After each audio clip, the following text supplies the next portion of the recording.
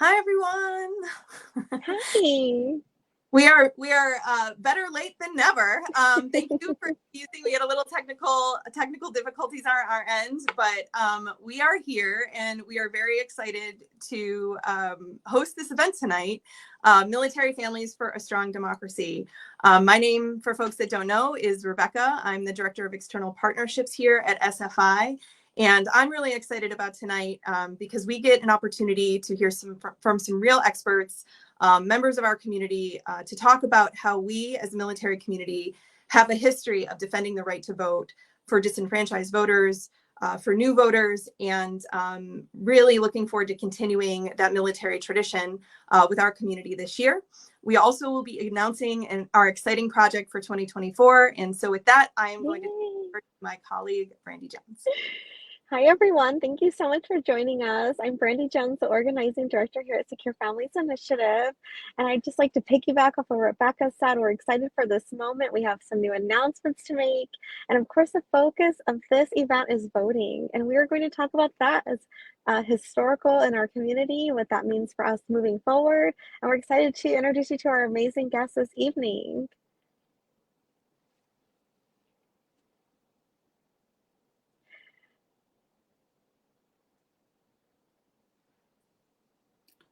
Hi, good Oh, evening. right. Hi, there you are. This is our amazing guest speaker, Shelly, which I'm calling Shelly because we have a relationship. We are both members of the Daughters of the American Revolution, meaning that we have an ancestor who fought in the battle during the American Revolution. We have traced our lineage back to that patriot. And so I'm very excited to have Dr. Murphy present. And she is one of the sought after genealogists, especially in this area that we're going to discuss, which is the Freedmen's Bureau, which I'd like to say for me personally, I did discover one of my family members in these documents, and that's when I became more interested. So this has been amazing to work with Dr. Murphy in this way and have her speak to our community. And I'd like to also say that Dr. Murphy was a military spouse, which she shares with us, as I currently am a military spouse of an active duty Marine. So thank you so much. Thank you so much, Dr. Murphy, for coming and telling us more about the Freedmen's Bureau. For some, this might be the first time that they've ever heard about this part of our history of our nation and during Reconstruction. So thank you again for coming. Not a problem. And welcome to everyone. So I just want to introduce you to the Bureau of Refugees, Freedmen, and Abandoned Lands. So you go to the next slide. And so an overview would be, what do you need to know about the Freedmen's Bureau and why are we even presenting this to you? And basically, if you're doing genealogy and seeking knowledge of your ancestors to prior to 1870, this is probably a good collection to look at. So for those of you who are not aware of it, we're going to introduce it to you. Next slide. So it's typically called Record Group 105. And as I mentioned, the proper title is the Bureau of Refugees, Freedmen, and Abandoned Lands, just referred to as the Freedmen's Bureau. It is a federal record collection, and it's under the auspice of the military during this time. It was created March 3rd, 1865, and it basically started at the end of the Civil War. There are some pre-Bureau records, as I note on the slide, for the state of Mississippi, Louisiana, and the community of Fort Monroe, Virginia. But it's set up like a relief organization. I like in today's terms to say social services. This is where folks, the people that will access these field offices that were set up, will go to get education, rations, will stay in refugee camps. There could be legitimizing of marriages, labor contracts, transportations, and another role was to take care of the United States Colored Troops, or USCTs, and sailors. And this was to help the families go for any claims or anything that was owed to them, like back pay and things. This is a different collection from what they called the Freedmen's Bank or the Freedmen Saving and Trust Company. And so what happened was, and you can go to the next slide, what happened was they set up field offices throughout the South. So pretty much somewhat, those are all the states that you see that have the red dots on them. And so those field offices, and again, were for the folks to go and receive assistance. Next slide. So just who's in the Bureau? So let's go back to the title, the Bureau of Refugees, Freedmen, and Abandoned Land. The refugees are white people. The freedmen are formerly enslaved. And then the abandoned lands would have been anyone that would have left their land during the war, and now they're basically coming back. Now, that could mean that the Union Army might have taken over that property, or there could have been a school set up and so forth. Next slide. So one of the things, it's under the military, so you know they have to have an organizational order. Everybody gets that. So you're looking at the different, and I won't go through each of them because I'm going to just focus on the field office, but just know you had the field office, which is local, goes up to the county, to the state, to headquarters, which was in Washington, D.C. And we're talking about the time frame basically of 1865 to 1872. Next slide. So also because they had the organizational chart, the United States is going to be referenced at the state level. And then if you see the state where you see the arrows and you see them using Family Search, that is saying Virginia as an example, then you know you're at the local field office area. On the right-hand side is the numbers that were assigned to each of the microfilms. Now, I will say this, there's 3.5 million records. Next slide. So who has how many and the most microfilm rolls? Virginia's number 1, as you can see, Kentucky's number 2, and on to Louisiana. So those numbers represent how many microfilm rolls, and all of that totals up to the 3.5 million records. Next slide. So one of the things that the National Archives did is the employees did a descriptive pamphlet that for each of those states. And I've got 4 of them just listed here just as a reference. And it's basically, it says, this is the state. This is everything you need to know about the Bureau, the history, the organizations. Next slide. You can go to each of the field offices and it will tell you what's there, what's going to be on that roll for that state. And again, it breaks it down to the field office. So you can see in the middle, introduction, background. On the right, it's telling you there's some related records there. And again, remember the roll numbers. So I'm just showing you, there's roll 67 from Virginia, and it gives a description of what's on that roll. So next slide. And one of the things I do want to recommend is that everybody read through those descriptive pamphlets, because you want to understand what's in there or what you're looking for. So what's on the screen right now on the left, it says the type of records that are in those 3.5, field office records. So you're looking at marriages, letters, complaints, reports. The Freedmen's Bureau even had their own court. And if a soldier didn't get their back pay or something, they could go to that field office and file a complaint, and it gets handled right there. The field office also negotiated labor contracts. So if you look at the types of records that are on the left and then go look on the right, that's the type of information that is on those records. So those of you that are researching your ancestors and you're going to try to get before 1870, this is an opportunity for you to find out what was going on right after the Civil War, which we all know is total chaos. You've got people that were enslaved that probably had never been off of that plantation. So again, now they're seeking out to get assistance. And then you have the former slave owners that are saying, wait a minute, I've got to run my farm and my labor just left. So what do you do? So again, this is where they can go get assistance. Next slide.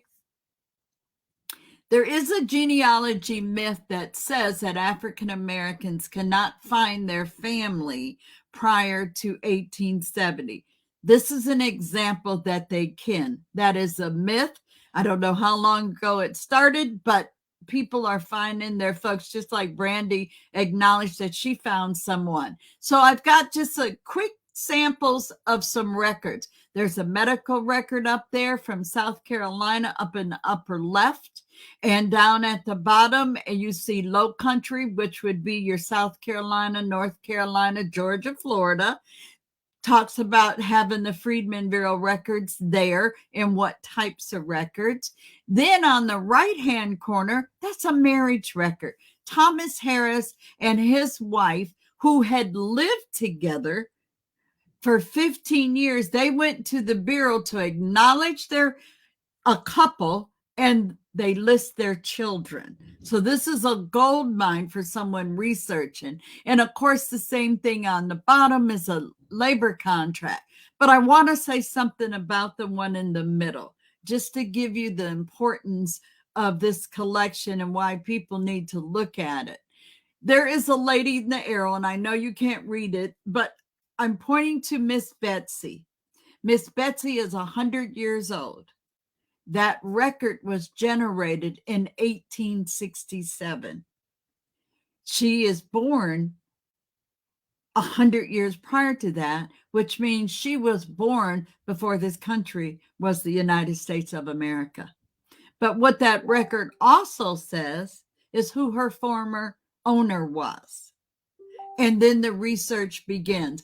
I think about Miss Betsy all the time because I said to myself, well, was that her only slaveholder?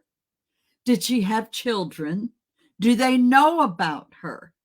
She's at 100 years old and she's going to get food rations. That's what she's going to the Bureau. So that's just the importance that you could find an ancestor that might have lived through after the Civil War. Next slide.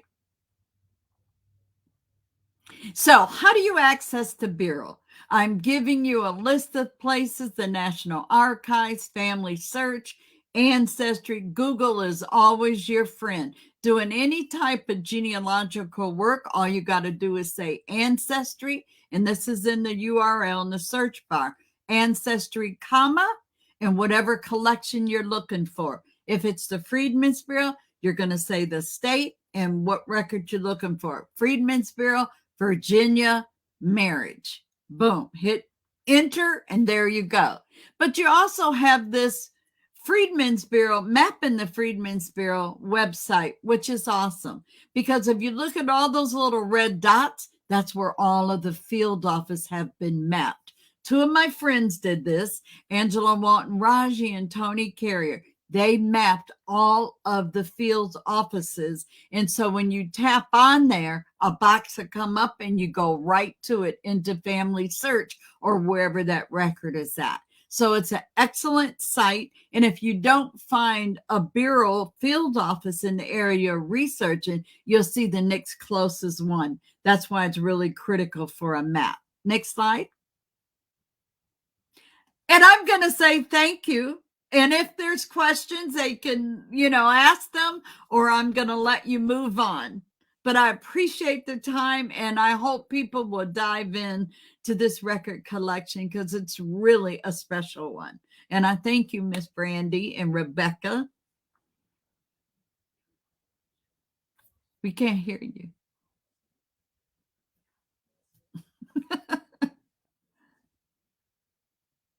Thank you. Thank you, Dr. Murphy. We are still incapable of hearing you, Brandy, and I feel like this is the Facebook Live of Facebook Lives at SFI. It has been one roller coaster up and down of technology snafus. So just thank you to everyone who's still hanging in. And I can just, while Brandy's figuring out her sound, I think I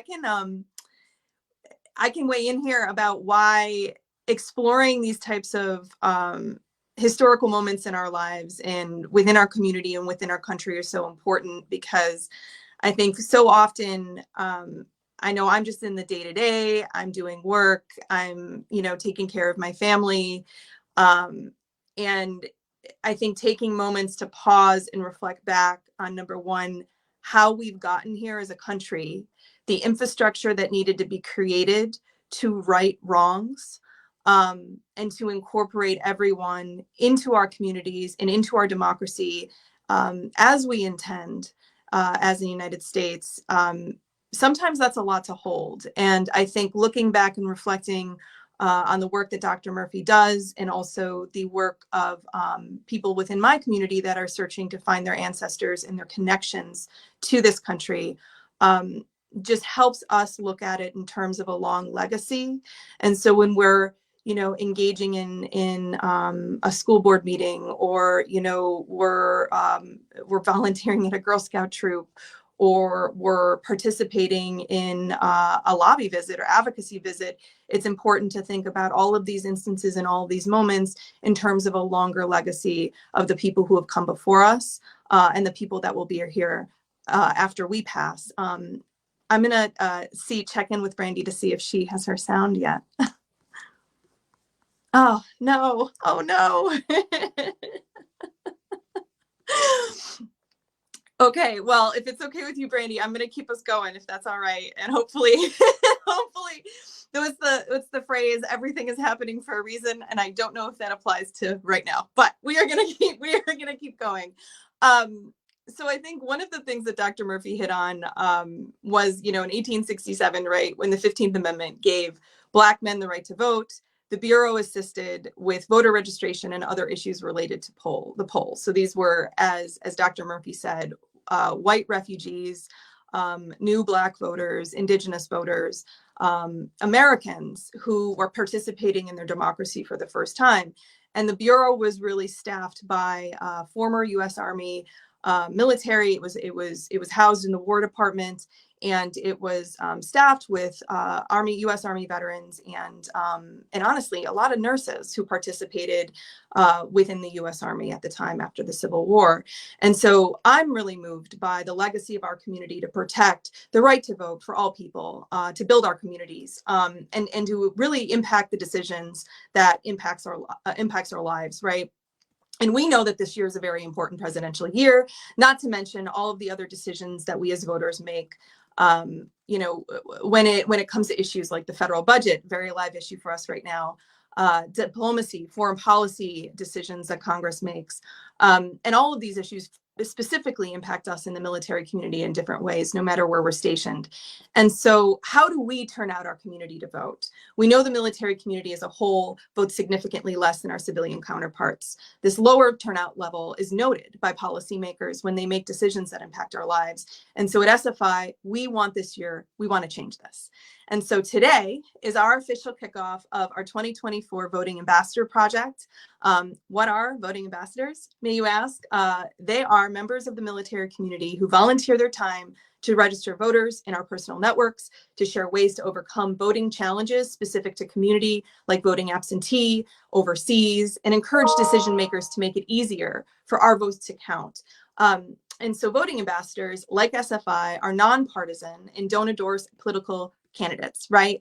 But we do change systems, and we do change policy, and we do improve lives. And so today we're going to be joined by two really incredible members of our voting rights leadership team, Nicole Meek and Michael Ramos. So welcome, Nicole and Michael. Hi, thanks for having us. Hi. Pleasure to be here. So we're really excited to have you both. And I know that both of you represent, like so many of us in the military community, many different communities. And so I'd love for you both to tell us a little bit about yourself and your experience, and any other communities that you're part of. Nicole, would you like to start? Sure. So I'm Nicole. I'm a military spouse. My husband's in the Air Force. He's a pilot, has been in for about 10 years now, a little over 10 years. And I work in the veteran and military space, helping to connect military family members to mental health care. That's something that I'm personally really connected to and passionate about. I'm originally from Arizona, from the Phoenix area, and went to school at the University of Arizona, Bear Down, proud Wildcat, and currently living in Philadelphia for now. We're expected to move this upcoming year. But although the military has sent us elsewhere, I am still a proud Arizona voter. Awesome. Yeah. And Michael, how about you? Yeah, sure. Hi, Nicole. I love working with Nicole. She's great. So my name is Michael. I live overseas. I myself, I'm a veteran, served in the Marine Corps in the 1990s. I'm very proud to be part of the military connected community. I belong to several VSOs. So right now I live in Melbourne, Australia. And I'm glad we're having this conversation because there are definitely challenges to voting when you're abroad. And depending on the state that you vote in, there's even more challenges. So I look forward to talking more about that. Go ahead, Rebecca. Awesome. Awesome. Well, we are looking forward to talking about it too. And so I'm going to first direct this question at Nicole. So you are an absentee voter in Arizona, and you've shared you vote by mail, just like the majority of military connected voters. And so how has your experience voting motivated you to get involved this year to encourage other members of our community to vote? Yeah, as you mentioned, I vote by mail, and like many other military voters, and actually many other voters in Arizona who vote by mail, and moving every few years, as we have since my husband's active duty in the military, this is really the only way that I can vote. So being able to participate in this process has been really important to me, especially in my home state of Arizona. That's where all of my family is. As I mentioned, I was born and raised in Arizona. So being able to participate, even though I'm not currently living there, I'm living in Philadelphia, but being able to vote by mail in Arizona has been really important. And I was motivated to get involved because, one, over the last couple of years, many of us have probably heard there are some questions around the security of voting by mail. But as I said, this is the way that I and my family have voted for over a decade. So I'm just excited to be able to have this opportunity to talk about absentee voting. And military connected voters overall, especially active duty military families, need to be really proactive when they're voting. There's when you move, this has to be part of my our moving PCS checklist, because there are earlier deadlines, especially if you're voting by mail absentee, and making sure that you're staying up to date with any state requirements so that you can participate in this process. So I think this isn't always a super easy thing to figure out for military families, and that's why I'm really excited we're just having this conversation and getting folks involved and aware of what it takes to be a military voter. That's awesome. That's awesome. Thank you for laying out just, I think some of the challenges that so many people face, right? And how it's just not completely unique to the military community, right? Lots of people participate this way, which is why it's so important to protect. I'm curious, given your experience as an active duty spouse, and given kind of, the historical precedents of this year, right? Why do you think we should vote this year? Why do you think active duty spouses should vote this year? I mean, as you mentioned, Rebecca, a lot of military families and military connected voters are not participating. I think maybe there are some of these barriers that are in the way. But we know that this is going to be a close election year, and your voice should be heard. It really will matter. It always matters, but especially when the elections are really close. And policy decisions by our elected officials have direct impacts on military families. So I think it's so important to make sure that you're weighing in on those things that really will affect your day-to-day life. Things like, government funding, different projects, decisions about engaging in different conflicts, or, things like that. These are things that will affect our daily lives. So I think it's just so important to be able to participate in the process.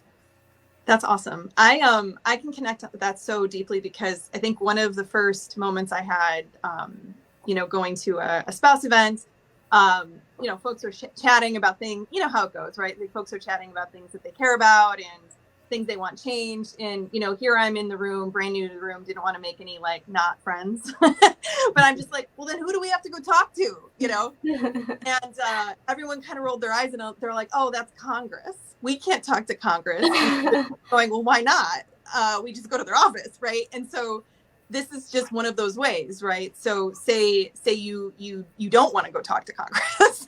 Say you are tired of writing letters, or say you just don't have a lot of time. I think for us, this is a very clear way for us to participate in a very relatively short amount of time, and hold our elected officials accountable, right, to the decisions they make that impact our lives. So you don't get much clearer than voting, in my opinion. Yeah, absolutely. And I think a lot of military spouses sometimes feel like you can't participate in some things that feel like political, but voting and voting advocacy is like very nonpartisan. Like, it's great for everyone to be able to vote, and to be able to participate as a voting ambassador, for example, is like a really great way to get involved and activate our community. Yeah. Michael, I'll turn it over to you. So voting, voter liver liberties, you see so many challenges, right? Nicole spoke to some of them regarding absentee in the United States, but then you have to layer some additional things for voters living overseas. So I was curious if you compare two of these challenges, and how, do you have any advice for other voters living? Yeah, so the challenges are numerous. And I'll start out by saying, I'll just piggyback on what Nicole said, that, when you're a constituent, it doesn't matter if you have, if you're a taxpayer, what your immigration status is, if you live in the country, if you live out of the country. If you're a constituent, you have an elected official, either you work for them or they work for you, right? And so you have to use your voice and do that advocacy, and it starts with step one, by you yourself voting for, a candidate on election day. So if you choose not to take part in that process, there's a problem there. So, we all have to be involved in the democratic process, pretty much in every step that we can. Now, when you live over abroad, so for me, for example, when I mail something, with states like New York and Illinois, I'm an Illinois voter. Some states you have to mail, snail mail, postal ballot, back to your local election office. So for me, that's in Rock Island County, Illinois. When I do that, sometimes it takes 2 weeks, sometimes it takes 5 weeks. Sometimes it takes 7 weeks, if I mail a birthday card or something like that. So it's very frustrating, because I'm trying to meet the deadline of when the ballot's actually going to be counted. I don't have the option to do it electronically. There are some people who drop their ballot off at the U.S. Embassy or the consulate, and that's postage paid, U.S. But it's a hassle to get there. And in order to even get on the premises, you have to choose from the drop-down box of, why are you there, for passport renewal or, this or that. They don't give you an option for voting. So it's always like a hassle, a back and forth, clarification, phone calls. And that's just to get in the building. Besides that, you have the problem of geo-blocking. When you're outside of the country and you're off of the base, like me, I'm just a regular civilian nowadays, I can't even access some of the state government websites. So, for example, here in Australia, you cannot access the Illinois Secretary of State site. So then the next question is, all right, we'll contact your state legislators. Well, guess what? I can't contact them either. I'm blocked from them too. When I go to that website, it says, you are forbidden from accessing the site from your foreign location. Okay. So then I have to, make phone calls to people I know in Illinois to get clarification on a rule or something like that. There are other problems too. I think the education campaigns are very poor by the U.S. government, whether it's the State Department, the VA, there's a lot of veterans abroad. The Defense Department, I know that, each branch has their own voting action plan, but if you read the plan, you haven't seen any of those things. So, there's room for improvement. I do give credit where credit is due. There's a lot of people out there like Nicole, like Rebecca, who are really trying to get the word out. And I'm trying to be a part of that equation too. Now, I'm sorry, Rebecca, you asked me, what advice do I have for other veterans or other overseas voters? Mm-hmm. Well, the first thing I would say is, especially if you're living abroad, at the beginning of January, every single year, as long as you're away from your polling location and you're not able to vote in person, the first thing you should do at the beginning of every year is fill out the federal postcard application, the FPCA. That makes sure you're registered, your information's good to go.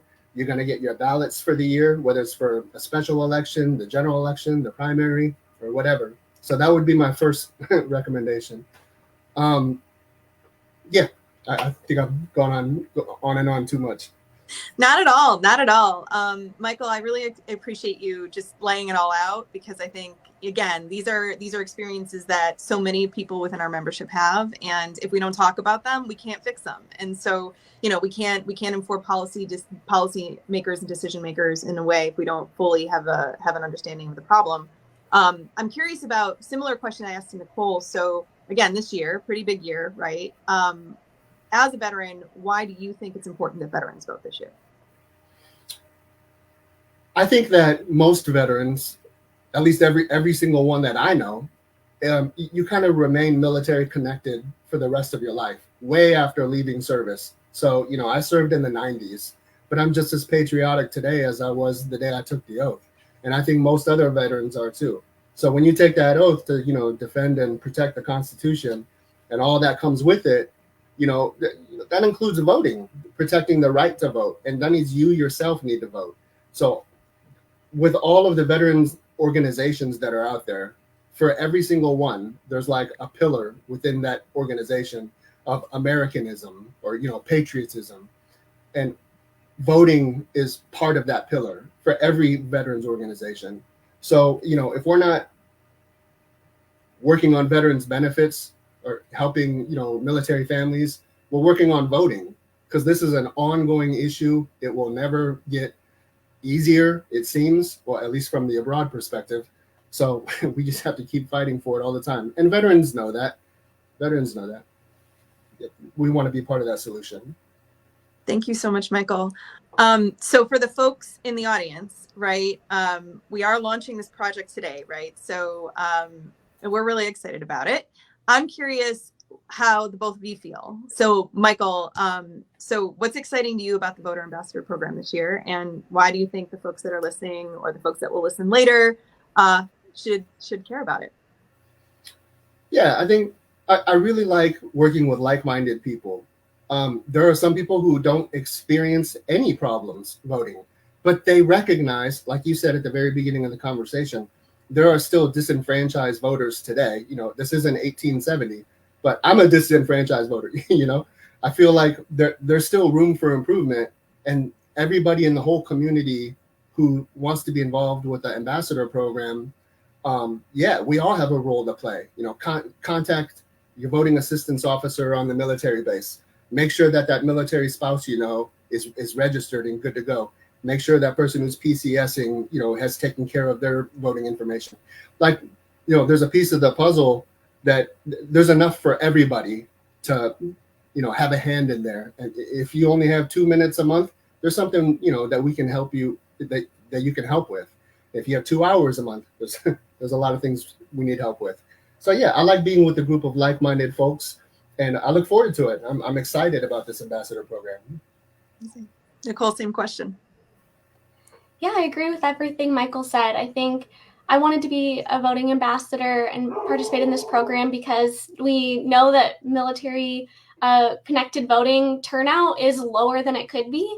And this is really an opportunity to get out the vote and to raise awareness. As we've talked about here, there are a lot of barriers or perceived barriers around voting. But by participating in the program, we can help demystify some of these things and help people get the answers they need so that they can exercise that right to vote. Awesome. I agree. I feel like I'm biased, but I agree. And I hope that this is coming through to everyone who tunes in. This is a really cool group. So if you want to be part of a group that actually likes each other, I would encourage you to join the voting ambassadors this year. Already some folks have started signing up, and I get the joy of being one of the people on the team that gets to meet with everyone. And it's a really, really, really cool group of people, and just shared experiences. No matter what types of different lenses we have in the world, different ways we grew up, different ways we look like. There are these points of joining that I think is really special. So that's the other piece, I think. So if, not really sure how you want to get involved this year, but you know that this election is important to you and you want to maintain also the military tradition of being nonpartisan. This is the home. Come and hang with us. So can I just add one thing too, Rebecca?